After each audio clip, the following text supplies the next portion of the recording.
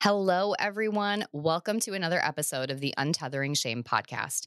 This week, I'm dropping 2 episodes. Yep, it's my birthday week, so I decided to give everyone a gift of 2 amazing stories. And oh my goodness, am I excited for today's episode. Our guest, Mike Iamele, is going to be talking with us about redefining sexuality and his own experience accidentally coming out to millions of people years ago. Mike Iamele thought he was straight, but a life-changing illness forced him to challenge that notion head-on when he fell in love with his male caretaker. And the two of them went on a years-long journey to explore sexuality and fluidity to figure out if the relationship could work. When he chose to blog about his relationship, he had no idea that 100,000 people would share the post overnight, and he'd wake up to millions of people talking about his sex life, or that his story would be made into an off-Broadway musical today. For the past decade, Mike has helped hundreds of people to explore their own sexuality, identity, and purpose by mapping their experiences and understanding who they are inside and outside of the labels. Now, I know this is a hard topic for many of us to feel open to. How could it not be when we've spent years internalizing messages that sex, sexuality, and sexual exploration are shameful topics that should never be discussed with anyone else? And I want to invite you to be here with us anyway. Regardless of how you identify, your own journey to understanding your sexual self, and otherwise, the point here is to be a part of changing the way we think about and share ourselves in the world. You don't have to be the one talking to be a part of the change. And imagine for you how much less shame, fear, self-doubt, and resistance you would have now if sex and sexuality had been a topic we talked about with the same neutrality as the weather or our favorite color. So be here. Be in the discomfort, and let's dive in for this powerful conversation.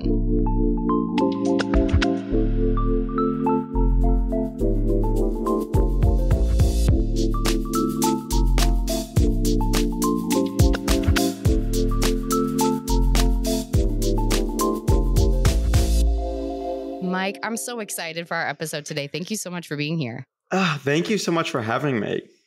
I know we met, I don't even remember how long ago it was now for our pre-discussion. And just every day leading up to this, I feel like I've had a new thought, a new idea, places that we could go, because I think you're the type of person whose energy and whose willingness to explore yourself and explore the world with such curiosity is something I'm just excited for listeners to get to know.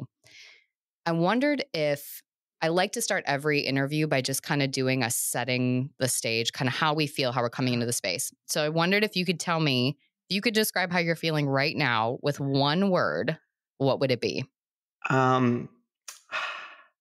Unfortunately, a little tired. I feel a little bit tired today, but I think this conversation is going to invigorate me. Yeah. Well, and it's interesting because I've had that thought too when I feel off, slow, tired, where it does feel like a negative. And the reality is it is just as good as if we felt charged and ready to go. It's just our body feeling something and doing something. And so letting yourself have that and like feeling, even if you're tired the whole episode, knowing that you are still here and present. I think we were talking a little bit offline before we hit record. I would say my word this morning is frazzled, maybe. I'm trying to navigate with my daughter how to show her love and kindness, but also the boundary of drop off. And so for anyone listening that hasn't yet heard, I have a 3.5-year-old. It's been an interesting few weeks as we're transitioning into the school year just to help her really feel safe and secure. She's been with this group before, but you know, some days we all just need a little bit more love and hugs. And so I've been kind of negotiating what that looks like in my brain. And so I'm excited to be here with you again. And I know we talked about this offline, but we were running late this morning. And I just want to tell listeners, because it was such a beautiful experience to know that I trusted in our relationship so much, to know that we could start late and you weren't going to come in resentful and frustrated because you could hold space for another person's emotional need to also be a part of it. And so I sincerely want to thank you again for that. It was a lovely way to start this conversation with your grace and space. Yeah. So let's start by talking about how you got here.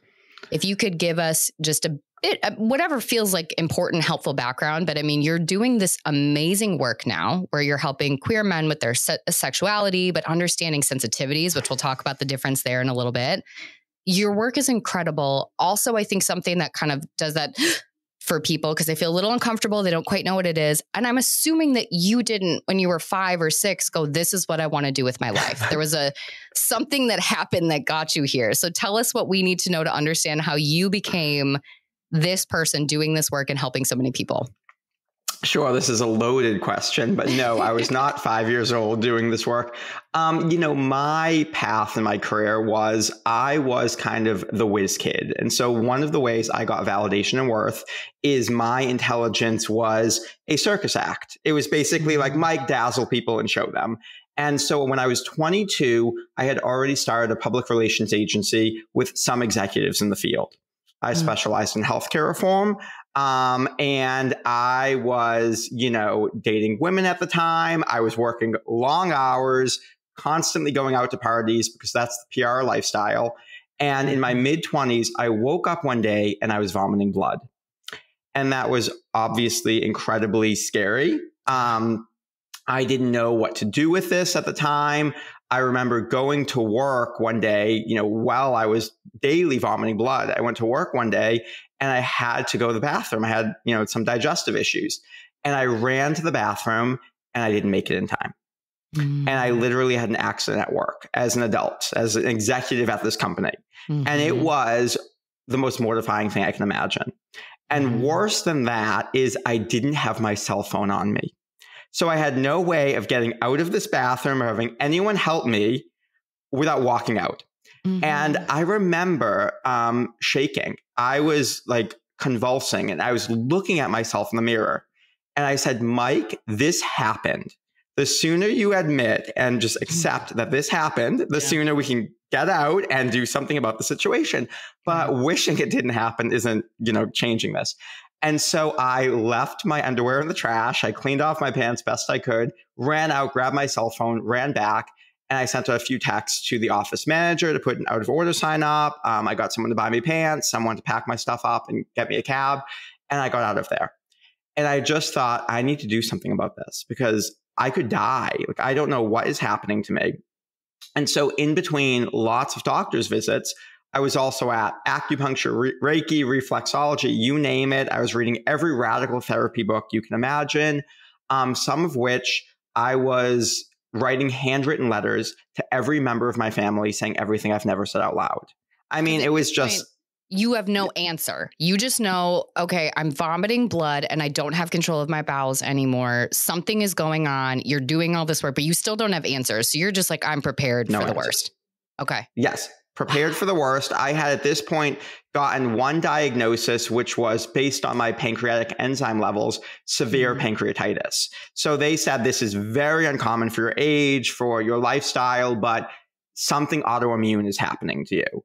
Okay. And so that was kind of the blanket. And I've gotten a few diagnoses since then, so we can talk about those if you'd like. But so I'm at this really low moment where I eventually can't leave the house. And I, can't pick up my prescriptions. I am, doubled over on the couch, screaming in pain. I am vomiting blood that I can't even clean up. And I had 2 roommates at the time. One who, she had a boyfriend, and so she wasn't home all the time. And the other one was a guy I knew from college. And he was on pharmacy residency. He knew the medical system, and he began picking up my prescriptions. Eventually, he began cleaning up my blood and, cooking me dinner. Wow. And about 2 months into this process, I realized I had feelings for him. And this felt strange at the time because to me, I had never been with a man, to my conscious knowledge, never been interested in a man. I had lots of gay friends, so I didn't think that it wasn't something I was open to, but it just wasn't something that had come up for me before. Right. And I was... I think were this any other time in my life, I would have just thought this is crazy, passing phase. I'm scared I'm going to die. And this is a human within proximity. But because I was being so radically honest and because I was writing letters and kind of, I had a healer who said, Mike, vomit is coming up. You can't stuff anything down. So it just all needs to come up. Anything that is true. I decided I was going to tell him. And I didn't know if he was going to want to punch me in the face, if I was going to get kicked out of my home. He was my only caretaker. And And so at this this time, was, you assumed he identified as straight at that point. yes. So at this point, he was very newly out of a 6.5-year relationship with a woman. And so never Wow. did he mention anything about men, being Okay. interested in men, from my knowledge. And so I just decided I'm going to do this. And I'm abridging, weeks of conversation into what I'm Right. about to say. Right. But I basically said to him, Garrett, his name's Garrett. I don't know how to talk about this. Our relationship feels different than it did. It doesn't feel sexual, maybe not even romantic, but this doesn't feel like friendship to me. I don't know how to describe that. And he, I'm lucky. Garrett is one of the most thoughtful people I've ever met. He said, that's a lot. Like, let me sit with this. And this is going to sound funny to everyone listening. We emailed each other a lot, which I know is a strange thing to hear when you live with someone. When you're living 10 feet from each right. other, right? But, email, I think, has a lot of benefits, right? It allows you to collect your own thoughts and formulate them without the immediate reaction of somebody. It allows you the anonymity kind of to not be face to face. So you can kind of say things you wouldn't say. And then you kind of can sit with emails and not respond right away. And so we did a lot of emailing over the course of weeks. And we decided to explore whatever this meant. We still dated women, or I wasn't really dating women, to be honest. I was very sick, but he was. And, we decided to explore what was going on here. And we did that exploration for about a year and a half. And during that year and a half, really hard for me because I tend to be a vulnerable person. We weren't telling friends and family because we weren't sure if, what if I got better and this was nothing? It was a fluke. It was just a human in proximity.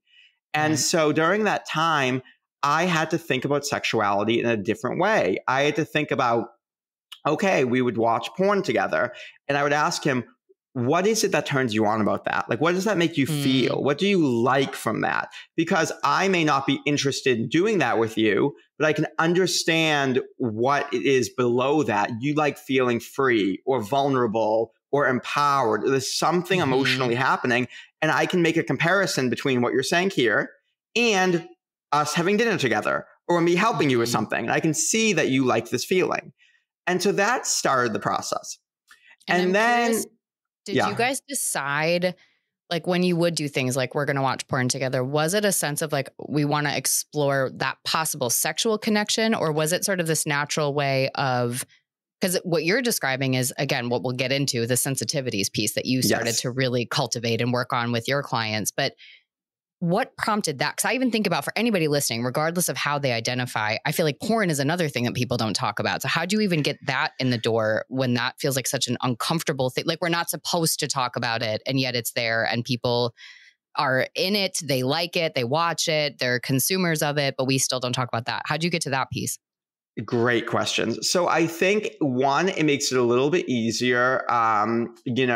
Men sometimes, this was a person I knew from college. There might be porn on late night after, people. So it was something that I think is a little bit easier among men to even talk about, not in a more sexualizing normalized. Each other way, but a little more normalized. Right. And two is, the other woman we lived with, who was my older sister's friend, she is very sex positive and would often like watching porn in the living room. And so it was something that was talked about in our home. And it was, for me, there was this kind of interest in, can we physicalize and what does that look like? We may not be comfortable. I remember prior to even watching porn together, we tried kissing and I hated it. I had never felt facial hair on my face when kissing someone. Right. It was uncomfortable for me. It felt rough and not what kissing should be. And so there was this curiosity, I think. One thing that it's hard to describe for a lot of people to understand, but we were in this kind of time agnostic vacuum where we were just living the same life every day because I couldn't leave the house. And so Garrett would leave to go to work, but when he came home, I was still there. And so it felt like we were in our own little world. And in that safe bubble, it became interesting to explore this in a way that we could drop previous labels. That makes a lot of sense. And it's so interesting. I mean, I think people's comparison point, because obviously I'm hoping people listening, they weren't sick in their house and couldn't leave for months and months. But the piece that now everybody understands is the COVID, being in their house in isolation and what that looks like. And I think for a lot of people, there was the invitation, whether they took it or not, to explore themselves in a different way, to take some of the labels off. Am I this person? Am I that person? And so for you and for Garrett, it was, gosh, this is this thing that we never even thought we could explore differently because we picked our lane. And that's kind of the world that we live in. Like, you pick this lane, this is the lane you're in. You can't possibly change now. Yeah. But you guys could do this and explore it. I know you mentioned, though, that it felt hard for you because you weren't telling anybody. Tell me how that worked, how that felt. Did you feel a pressure to have an answer? Did you start to like that it was just yours and his? How did that turn out for you? And when did you decide to go from kind of this place to sharing or to taking it to the next level? Yeah. I think he is a more private person than I am, whereas I feel safer sharing lots of things, which is why I'm the one being interviewed today, not him. And so, right. I think that I grew up, I'm from this, big Italian Jewish family. We talk about everything. It is very vocal. And so it was really hard for me to not talk to my family about this. And I knew that they would be accepting and supportive, but it was also, I think to your latter point, there was something freeing about not needing to tell someone, because to tell someone, you have to label it. You have to understand it in some way to articulate it. And we were not at that point yet.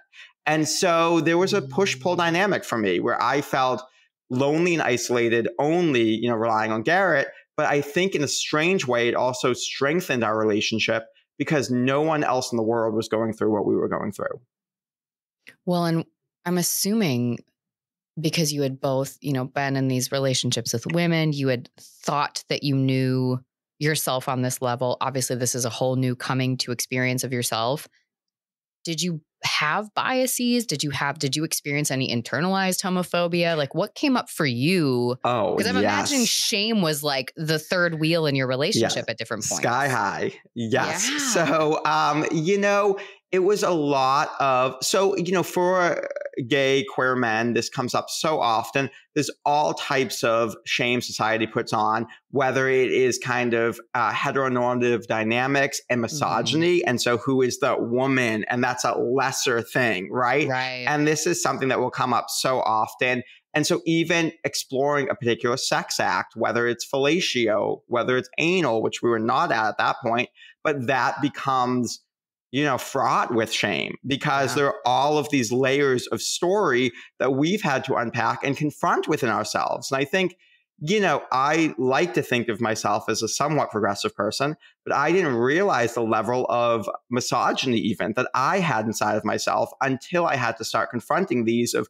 what if people did think I was the woman, quote unquote, not that that's a thing, and that was somehow lesser. And so it was a daily battle with shame. And I think what was so helpful is having someone go through it with you.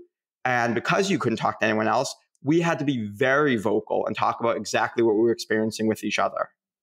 Yeah, it sounds like in many ways for you, I know a negative that you weren't maybe processing talking about things with your family, but in many ways a positive because at least for me, we know that talking about things helps eradicate shame 98% of the time. Obviously, if you tell somebody something like, well, yeah, you are a garbage human, I think less of you, like everything you're thinking is true, like that doesn't work in our favor. That's not the normal experience. But if you and Garrett had opened the door to other people's questions, not even judgments, but just questions, curiosities, before you had the chance to kind of sort through some of your own shame stories independently and together, it would have been easy to assume shame in the questions they would have asked. They are thinking these things. They're thinking less of me. They don't look at me the same way when it might have just been, I want to understand your experience. And so what a benefit that you could have that with him. So tell us at this point, what's happening with your health? Because now obviously we're sitting here, we're doing this. You're not on the couch. You're not vomiting bloods. Obviously we've gotten through that. So what happened there and how did that match the trajectory or the timeline to, this isn't just because I was sick and you were the closest person, like this is real and we want this to be our reality that we share with other people. What got you to that point? So I started getting better somewhere around 3, 4 months into this. And what I had been diagnosed with at the time is severe pancreatitis, which was acute, could maybe be chronic, ulcerative colitis, which was pretty severe, gluten sensitivity, dairy sensitivity, and basically chalked up to something autoimmune that I have, a proneness to autoimmune. We have inflammatory bowel disorder in my family. So there's some onset of that. And so I had kind of systematically changed my diet, left my job. We'll talk about that in a moment because obviously there was stress there. And to be perfectly frank, I think love was healing for me. I think being in this situation where I felt so validated, and I have never had an experience before, still to this day, with another human where I feel like I literally cannot make a mistake. There's not one thing I can do that would be a mistake to Garrett. And so, and we can talk about that with sensitivities too, how I had come to understand that. But it was this radical safety and play experience where there were no rules and I could be and try and do anything. And I think it was so helpful because I was questioning my identity and changing that sexually. I was questioning my identity with my career and changing that. I was changing my lifestyle, my diet, stop drinking. And while all these are happening, I just got to be a kid and play. And it felt like I could not screw it up. And I think the combination of those things, plus, of course, herbs and acupuncture and all these other things I was doing, about 6 months after all of this, I was at a point where I was 90% better. And so we had about a year of me being better. And while we were exploring before we committed that this is real, we actually moved into a place, just the two of us, away from our roommate, who she had some suspicions, but she didn't know because she wasn't around that often. But we wanted to try just living the two of us and see how that worked. And it was that Christmas, so we had lived together for about 4 months at this point, that we decided this is our deadline. If this is real, we're going to start telling people. And that just so happened to coincide with my last day of work, which was the end of that year. And so these things were colliding at once. And we did tell friends and family. Most people were supportive. We don't need to name names today, but everybody got there eventually. But I was also in this place of, I didn't know what I was doing with my life now. I had always been validated as this PR writing whiz kid, left that world, and I really didn't have a plan. I had gone to herbalism school. I had gone to nutrition school. I had studied some spiritual classes during this year and a half, but I didn't have a plan because I had no idea what I wanted to do. And so I thought, well, let me be the herbalist to Boston's tech entrepreneurs. These people are getting sick. I have been sick. This seems like a logical match. I do that. I'll tell you, Kara, I hated it.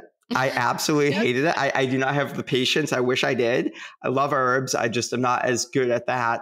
And it didn't go deep enough for me. And so I said, okay, well, I was very successful at a young age. All these kids are getting burnt out. Success isn't what it's cracked up to be. Let me write about that. And so I started a blog. And this blog got a little bit popular. And so about 3 months into this new career where I was writing this blog, a editor reached out to me and said, can I give you a book deal? And I said, wait, is this how it happens? Yes. If you will pay me in advance, I will write for you, of course. And so I've got this book deal. And my editor was queer herself. And she said, Mike, even though it's not the point of the book, you need to talk about your relationship. This is really important to this redefining success, redefining identity concept. And I write about it. And I turn in that manuscript. And then I think, oh, shit. I have to tell people about this. Like, they can't find it on the shelves of Barnes & Noble. Yes, family, close friends know. But wider networks will be really shocked and really hurt that I didn't tell them. Right. And for anyone here who has ever been a part of any coming out journey, this may resonate. It's felt exhausting. Yeah. It felt exhausting to tell people one-on-one, deal with their shock and emotional processing, and then move on to the next. And my thought was, wait a minute, I'm a writer. What if I just wrote about this? They can all talk behind my back, come to me when they're processed, and that feels a lot better for me. And so I did that. And I wrote, I had this blog. I was writing for some national publications. I wrote about my blog. Long story short, it got picked up by one of these national publications. And the next morning, 100,000 people had shared it. And I woke up to missed calls from NPR and Huffington Post and a whole bunch of different places. Wow. And so what's interesting is, the two of you went through, honestly, when we think about attachment style, and like all of these things as kids that help us feel security, you and Garrett had this experience in a bubble. Again, lots of negatives to that of not being able to explore in certain concepts. You were obviously sick. That was not fun for either one of you to navigate that. A lot of uncertainty, a lot of fear. But you created a foundation that then you were able to walk into the world with that I think helped both of you have that chance to just kind of explore because you had the trust and security of each other. And what you said that was really interesting to me. So you were kind of the golden child, the performer, that everyone's expecting the A+ from you. Of course, if you're going to start a business, it's going to be successful. Of course, if you're going to do this, it's going to be successful. You didn't have to be successful with him.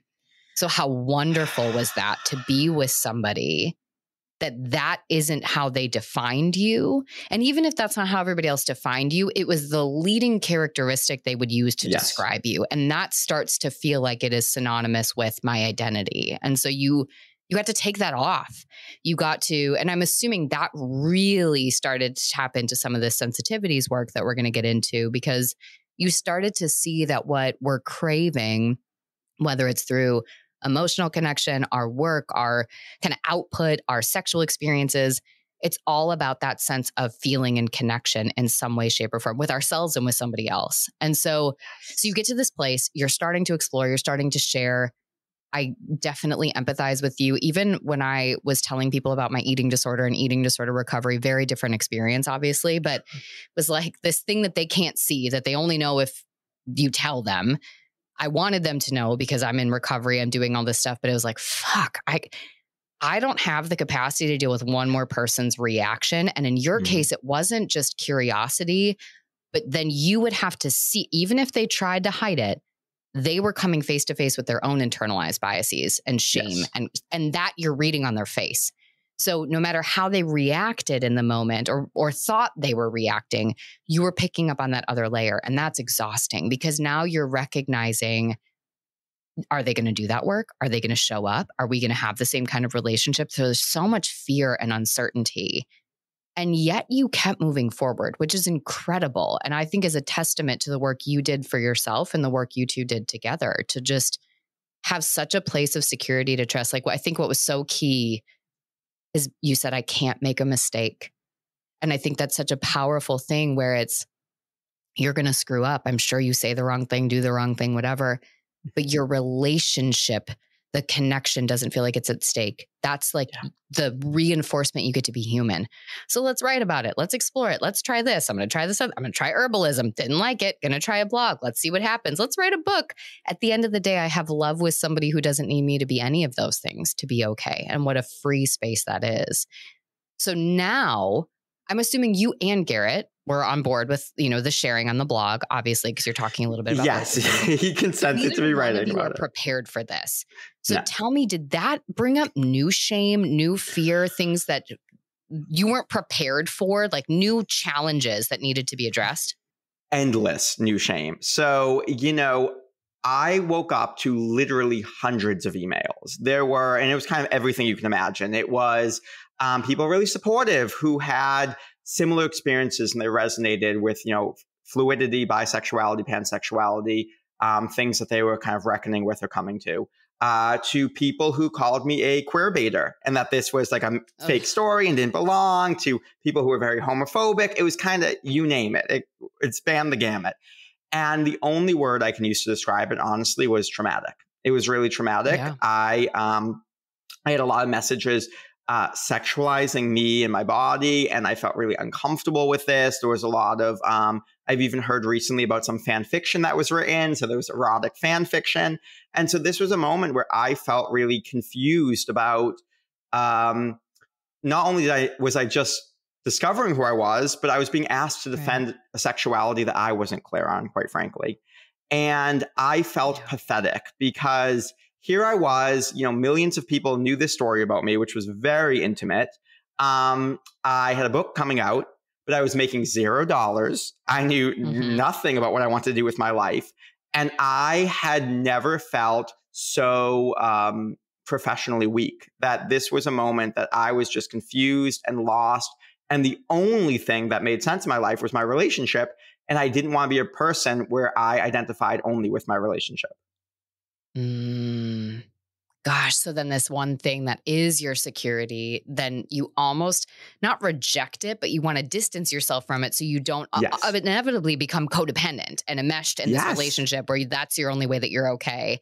But everything else feels like it's floundering. And oh, goodness. And that right there, when we talked about sharing, and 98% of the time you're not going to get your shame reinforced. But in these public settings like this is where shame gets reinforced. And so we know that people's bigoted, hurtful, hateful comments come from their own stuff, but it's hard to know that when you feel raw and vulnerable and attacked. And suddenly you're feeling like you have to defend, have an answer, do these things, and prove this thing that you don't know anybody an explanation or proof around. And so I can imagine that it comes back to, and I don't know if this was an internal thing, but again, you spent so much time being the performer, the person with the plan, the high success rate. Everyone had this thing they could count on you. Then you go to this kind of play space of, who am I? I'm going to explore. I want to figure this out. Now I could imagine your brain and body almost wanting to retreat to something where it was like, well, I'm going to go back to what I'm good at. I need to reject all this playful stuff. This was just a phase. And so that's again where your shame's now going to come in to try to protect you, because now this is the potential rejection. This is the fear. This is I need to figure out who I am to now go back to this person over here, because this person didn't have to feel this. And even though I like these other parts, I shouldn't cling to them because then I'm unhealthy and I'm codependent. So I got to go back here. Was that happening at all for you? 100%. I love the way you articulated that, because my identity was 100% this whiz kid performer. Yep. Then my identity became Garrett and my relationship. Mm-hmm. And I was like, well, who am I? How do I make sense of myself? Or what is life purpose? Like, how do these things make sense? Because I am constantly defined by labels. And the second I think I've dropped a label, I'm put right back into a box of another label. And it was really frustrating for me. And so I got obsessed with the idea of life purpose, because I thought, well, there's got to be something more to this. These things have to make sense. And so I read all the books. I did lots and lots of seminars. You do enough of them, you hear pretty similar things, figure out your passions, figure out what the world needs, find that middle point. So I'm like, okay. Right. And so I've got my murder board and I'm kind of mapping these things out. How does sickness and same-sex relationship and viral article, how do these things go together? And I say, oh my God, Mike, I figured it out. I cannot believe I missed it. I meant to create a blogging course. And this course is going to be, helping people get book deals, sure. But it's going to be deep and spiritual, finding your voice, connecting your story, all that good stuff. And I just put every dollar I had into this thing, because at this point, my reputation, my own sense of worth was on the line. Like, the only interviews want to talk to me about Garrett. So this was the only way I could establish an identity for myself. So I've got the lighting kit, the microphone, blah, blah, blah. Put it out to the world. 5 people bought it. It was a colossal failure. I lost thousands of dollars. And I just surrendered and said, I'm done. I'm going back to PR with my tail between my legs. I'm going to beg my partners to take me back and hope I have a job at my own company. But you said something interesting, Kara, that you said, that shame that was protecting you, did you go back to what you were good at? Mm-hmm. Here's the part of the story where I did. I said, well, let me host a failure celebration, because I am total failure, but at least I did things that got me to fail. At least I took risks, right? That's going to be worth something. Yeah. And so what I clung back to was public relations. I'm good at branding. Let me give away these free branding sessions. And so all my new therapists, life coach, healer friends, I said, I will do a free branding session with you. I'll help you understand your business. And then I'm out and I'm going back to public relations. Mm-hmm. And so I did these sessions, and I was used to working with, healthcare politicians and CEOs. And because these people were really, tapped in and felt emotionally connected to their business, I did, I think, 9 of them in one day. It took me all day long. Every single person said to me, Mike, you didn't just describe my business, you described my life purpose. Like, you're explaining to me why I do what I do. Yeah. And I'm sitting there like looking at this mess of a murder board in front of me. Everything in my life is a complete disaster. And I just think like, sure, whatever. Like you are just, my hippie friends, you're being very encouraging of me. This is, whatever. I'm going back to public relations. But one of the women I worked with that day, her friend contacted me and she said, do you sell this? And I said, I sell it if you pay for it. So sure, I can do this. And we did a session together. And I made a rule for myself then and there that if I have a week where somebody is paying me, I will not go back to public relations. Okay. And that was 10 years ago. And so that became, obviously the work has changed considerably. And what happened was this marriage between what I was doing sexually with Garrett, my understanding, and this understanding of how businesses communicated their core essence. And I put those things together and started to understand a radically different way to think about life. And is it okay if I give you an example? Please. So a lot of times because of this work, other people will come to me and say, Mike, I figured out my life purpose. I am meant to be a life coach. I'm meant to be a therapist. I'm meant to write this book. And I always say, like, that is amazing. And, who am I to take it away from you if it feels right? But here's the thing. If you can achieve it, that implies you can fail it. That doesn't really make sense. Like, how could you fail a purpose? And furthermore, if you can achieve it, that implies you didn't have it at a certain point. So did you just not have a purpose as a baby? And what about your relationship or your trauma or your friendship? Like, that's not describing any of this. And so as I came to understand, before you had achievements, before you even had language, every single one of us had one thing. We had sensitivities. We had ways of sensing and experiencing life, unique subjectivity before we even got conditioning. And some babies are very sensitive to connection. And they love looking their mom in the eye, and they would be very sensitive to any time their parents are not paying attention to them. Right. And as these kids who are sensitive to connection get older, they are the ones who are very sensitive to being left out by the other kids.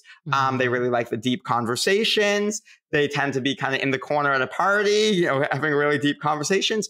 And because they're so sensitive to being left out, they become sensitive to other kids getting left out. And they become great community builders. They become great at paying attention to people's eye contact, feeling what they're feeling, connecting with them.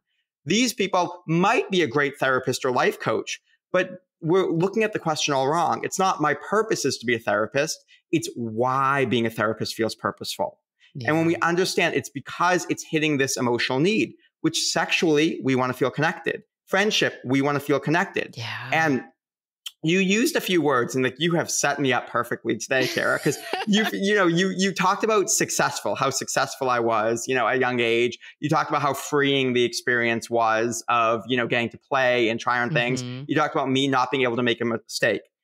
We're going to see a perfect line between all of my stories right here. I am sensitive to, vulnerable, successful, unmistakable, free, zany, and aligned.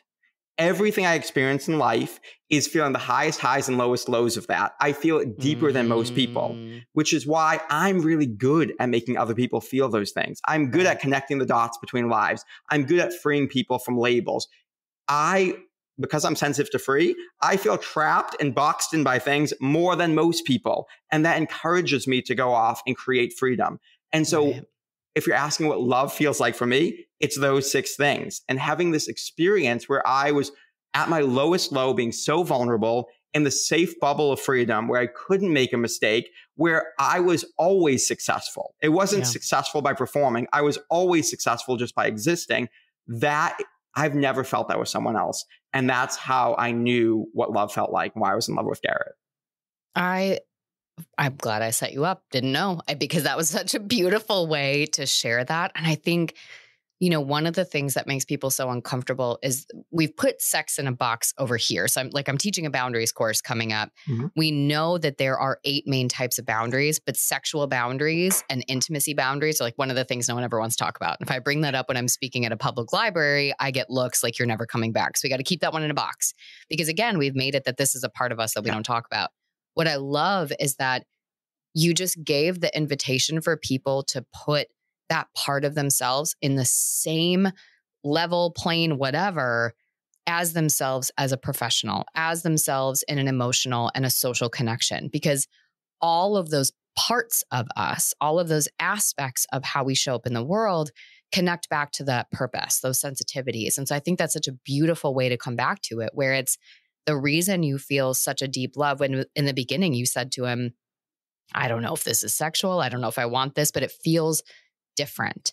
And that's the part that I think, even when we think about attraction and sexual attraction versus connection, and why I think now we're maybe a bit more open as a culture to explore different types of connection, particularly romantic connection, as opposed to, well, it's just this way, not just male, female, but also like they've got to want to have sex. And this is the mark of a good relationship. Mm-hmm. But instead, it sounds like what you got to is whether I'm helping you brand your business or I'm helping you think about how to enhance your relationship with your partner, sexually, emotionally, whatever, it's coming back to the same piece of knowing yourself, and your purpose connects back to who you are and your authentic self. And so I love this. Obviously, we could talk about this all day long. I'm curious, because people will see you at first that don't maybe know you, haven't spent the time talking about it. They're going to see somebody that talks about sex and they're going to be like, I can't talk about that. That's not what's going on with me. I can't do that. Or they come in the room, they want to start talking to you, but immediately you're going to see their walls go up. What do you think are some of the biggest shame stories that are getting in the way of clients either coming to you originally or when they come in the room? And how could we flip that thinking a little bit to make this more open for people, whether they're working with you or someone else that does this work, to make it more accessible for them? How do we shift that? Well, the thing is, we're never actually talking about sex because sex is just an act. It's not actually that interesting. And in fact, I promise you, if everybody here sat down and thought about, amazing, amazing, mind-blowing sex, the best sex you could imagine, the orgasm itself is fine. But have we ever had incredible sex without an orgasm? Most of us, yes. Have we ever had great sexting? Can that be hotter than the physical act? Of course it can. Can erotica be hotter than this? So what we're talking actually about is emotions. We're just talking about an emotional need. And the way that we can change the conversation is by actually throwing sex out. We don't need to talk about it. In fact, when I map someone's sensitivities, we don't talk about sex at all. We never talk about desire. We never talk about fetish because it's not relevant. Is it okay if we do like a very short demo, like a 5-minute question here to show people? Okay, so anyone can do this live. I'm going to do it with Kira. You're so brave. But really simple. We're not going to talk about sex at all. Okay. So I'm going to ask you, Kira, to think about every job or role you've ever had. So this could be a job you were paid for, like being a therapist. This could be a role like being a mom, which you mentioned earlier, being a dog parent, being a sister, could be a volunteer position. It does not matter. Okay. I want you to think of jobs and roles. I want you to right now pick one and tell me 3 things you think you made people feel. And before you do that, I'm going to give you an example. Okay. Let's pretend that you were a teacher and you made students feel engaged to learn. You made them feel empowered. You made them feel safe. So pick any job or role, tell us what it is if you'd like, and just tell us 3 things that you think you made people feel. Safe, heard, a part of, belonging. I don't know how to say that. Yeah, perfect. For you. In the know, in the know, belonging, a part of. We can get messy here. So nobody feel like you got to do this perfectly. So we got safe, heard, in the know, belonging, some sense of that. Okay. Yep. Pick another job or role that you have and tell me 3 things that you think you made people feel.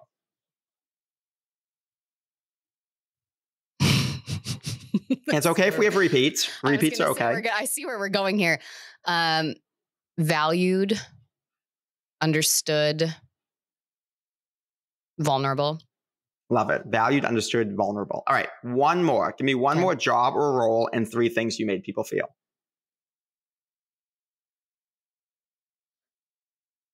Open, curious, and safe again. Love it. Open, curious, safe. Okay.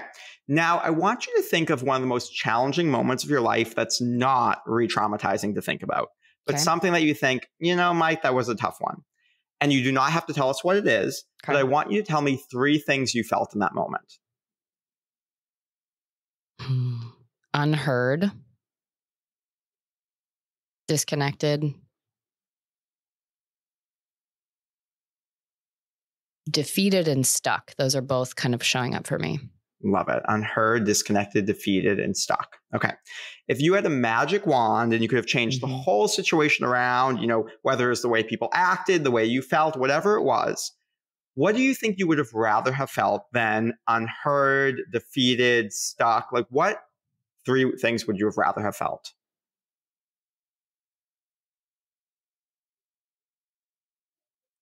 Vulnerability, safety, and belonging or connection in some way. I love it. Belonging, connection, vulnerability, safety. Okay. One final question. We're going to flip it to a more positive one, thankfully, here. Think of a happy moment, really fulfilling, successful, a moment that you loved. What are 3 things you felt in that happy moment?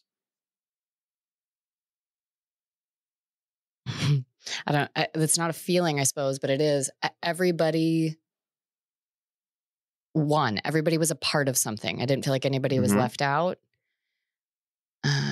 In the moment, like present, nobody was doing anything but being there, and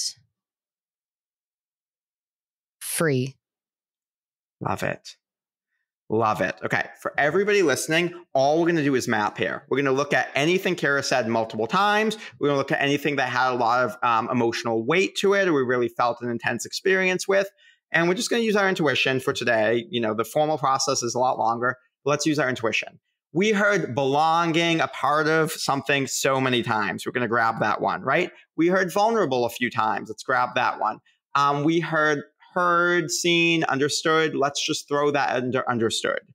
Just for play today. And let's pull one more. I heard curious, open. So I'm going to give that one. Is there anything I'm missing, Kara? I have a terrible memory. Is there anything else that felt big? No, I think those are the big ones.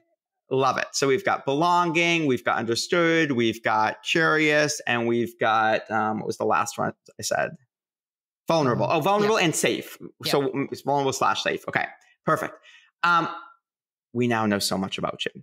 So I'm going to guess some of the most challenging moments of your life are moments when you felt the opposite of these words, where there was a shutdown, a defensiveness. You could not be vulnerable. You were not safe to talk about that. You were an outsider. You were left out. You felt lonely, isolated. It's all me. You were not part of the community. Does that feel accurate?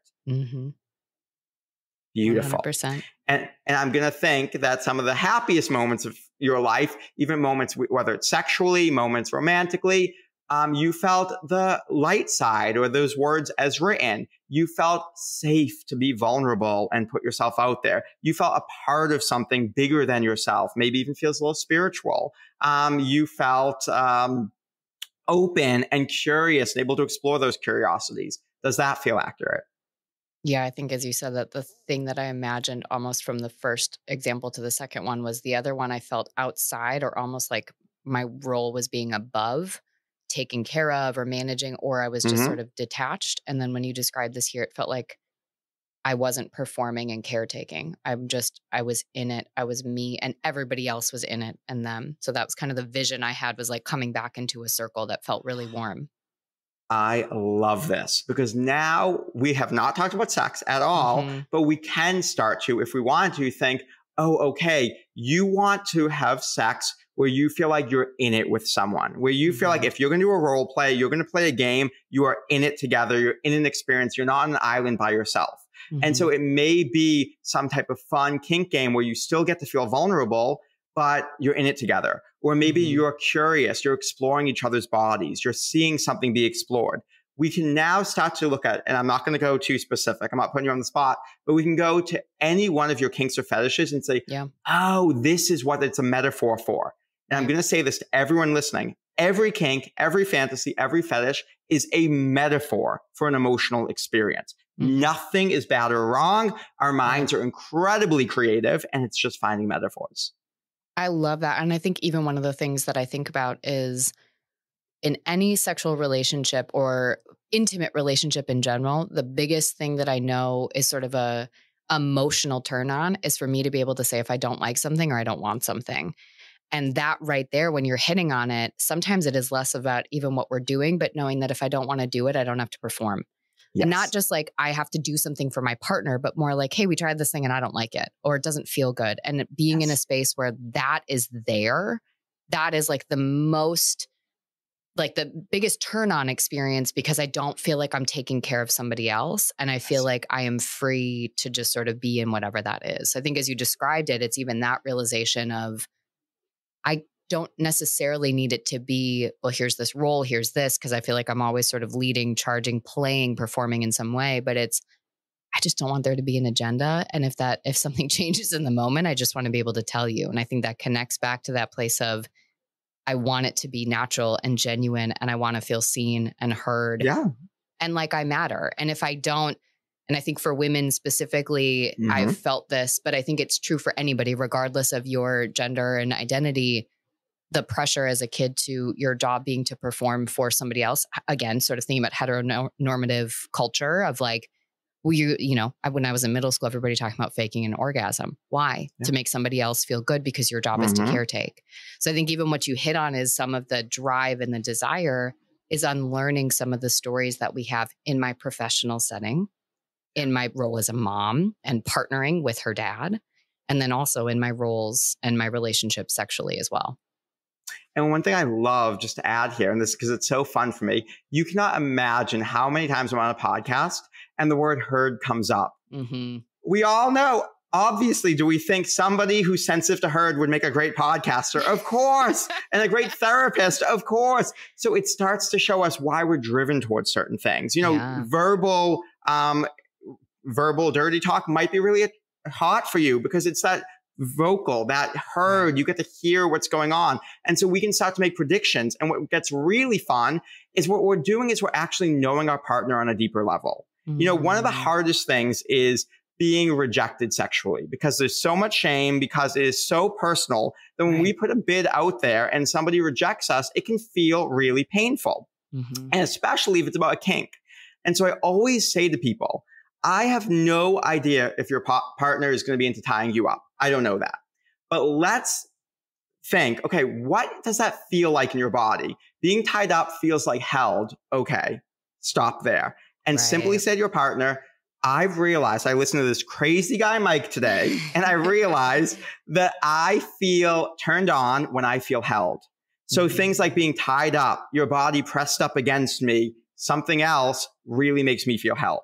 Because what it does now is it gives our partners options of ways and then they can extrapolate on those options. Right. And they can think, I'm not comfortable with that kink, but I am comfortable with this way. And now I know you deeper.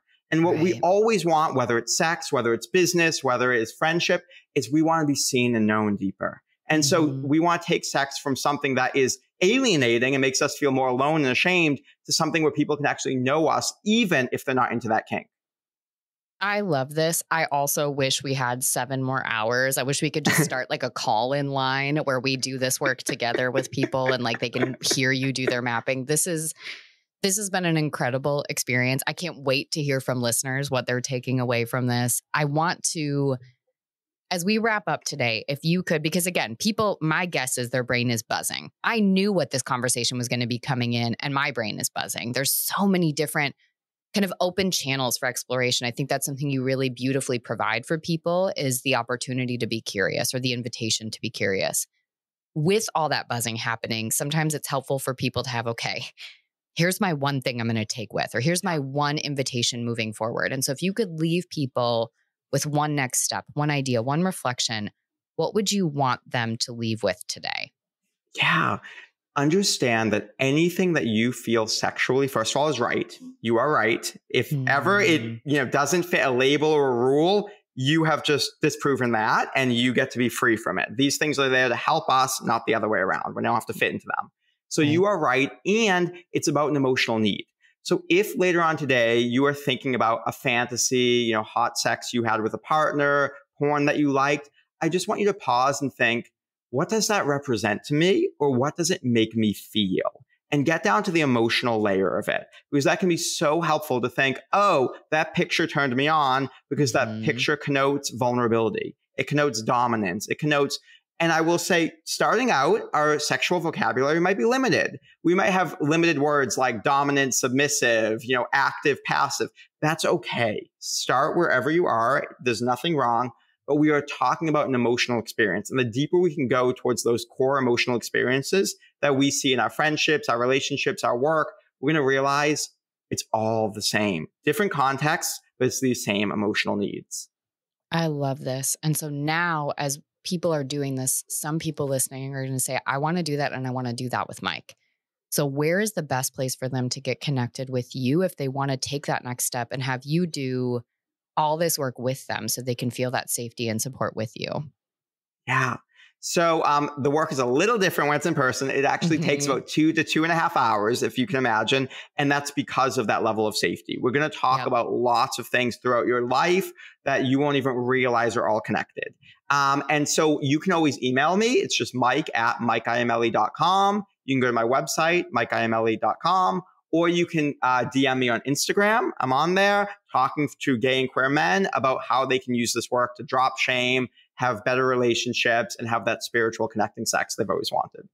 I love this. And I will make sure that all of those links are in the show notes for people. I sincerely hope, again, regardless of how you identify, where you're at in your identity journey, just in general, every one of you can just kind of pause and take in what Mike is saying. And I think so much of it, what I'm taking with me is no thought, no feeling is wrong. We're just exploring. And if we can create more opportunity to kind of be in that space of evolving curiosity and knowing of ourselves and looking again at what emotional connections we're trying to get in all these different aspects of our lives, how different could that make every interaction that we have? From, I'm even thinking like driving and getting road rage and the person that's got to go fast and cut people off. Why are they living like that? Why are they doing what they're doing? And just starting to recognize the ways that we exist in our life being a manifestation of the things we're maybe lacking, craving, longing for, even in the behaviors and the things that seem so small, so minute. And so, Mike, this has been amazing. I love this. I can't wait to talk to you again in another setting, station, platform for many, many more opportunities to connect and support each other to come. Is there anything else you want to say that you didn't get a chance to say for us all today? I just love saying for the 100th time, you are right. Everything about you is right. You know, we don't always choose the best strategies we have access to. So if your life isn't what you want it to be, it doesn't mean you are wrong or your desires are wrong. It just means that you have a strategy that has some pros and some cons. And those cons may not be getting you everything you want. But the more that we can find strategies that get all of our sensitivities met, the more that we live lives that just feel like us. I love it. Well, everyone, make sure that you check out all the information in the show notes. Use our Q&A to tell us what you're taking with from today's episode. We're going to have a poll question up as well, just to kind of check out what you learned. If you've got shame, things like that have come up for you. And as always, I will be back next Sunday.